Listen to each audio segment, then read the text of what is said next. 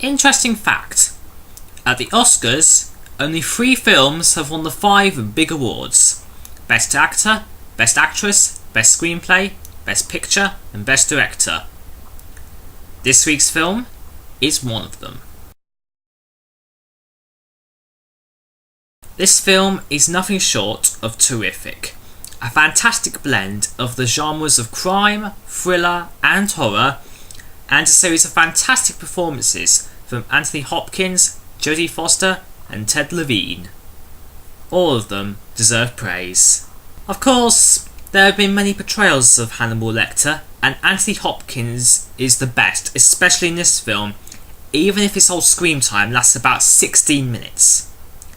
That's right, in the whole runtime of the film, Anthony Hopkins appears in a mere 16 minutes. And yet he won Best Actor.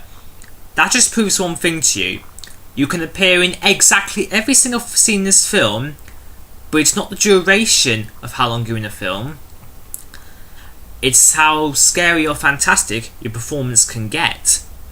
And Hopkins nails that last point. Even though I've not really seen any other of his works, this is director Jonathan Demme's best directed film. The only other major film that he's directed that people have actually heard of is Philadelphia, starring Tom Hanks and Denzel Washington.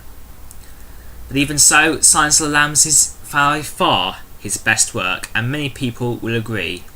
Here's how the plot of the film works. The FBI are hunting a serial killer who skins and butchers his victims. In order to gain a better understanding of the serial killer, young trainee Clarice Starling, played by Jodie Foster, is sent to interview the imprisoned Dr. Hannibal Lecter. Only after a while that she has to endure his tricks and the antics of the other prisoners in his ward that she finally gets through to him.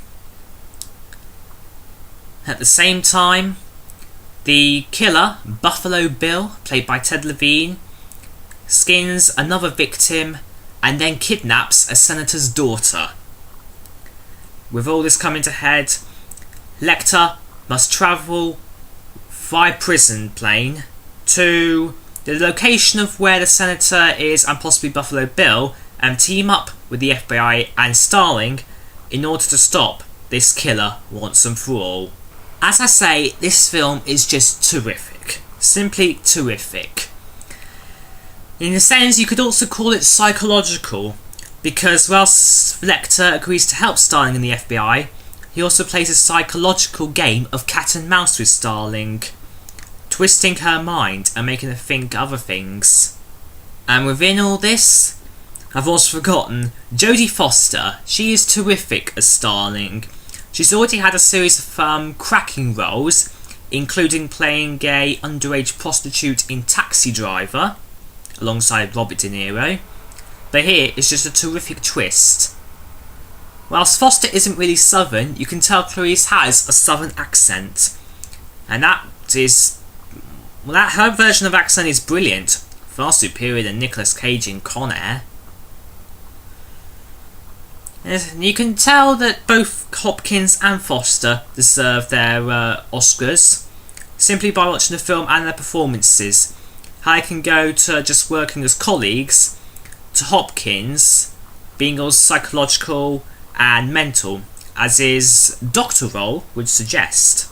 A few weeks ago, I compared this to Terminator 2 in wondering whether Silence of the Lambs was deserving of all 5 Oscars, and whether Terminator 2 should have at least been nominated for some of the awards that Silence of the Lambs got. After looking at both films again, I think, as much as I love Terminator 2, Silence of the Lambs is just even better. It really is even better. And as I say, it includes psychological values, so you don't really question, you sometimes question what's real and what isn't. And the blending of horror and thriller works even better. Plus, as little screen time as he gets, Hopkins is marvellous. So, in all, I would watch Silence of the Lambs for sure. Put it on your list of films to watch in the next few weeks, months, years, whatever. And make sure you watch Silence of the Lambs. It is thoroughly deserving of its Oscars, thoroughly deserving its awards, and thoroughly deserving as a status as one of the best film adaptations from a book of all time. And just a heads up, next week's review of Paranormal Activity will be uploaded on Saturday morning rather than Friday morning because I will not be here. You may sense a change of location, but otherwise, expect my review of Paranormal Activity a day later. The following week, it will return to normal of being uploaded on a Friday.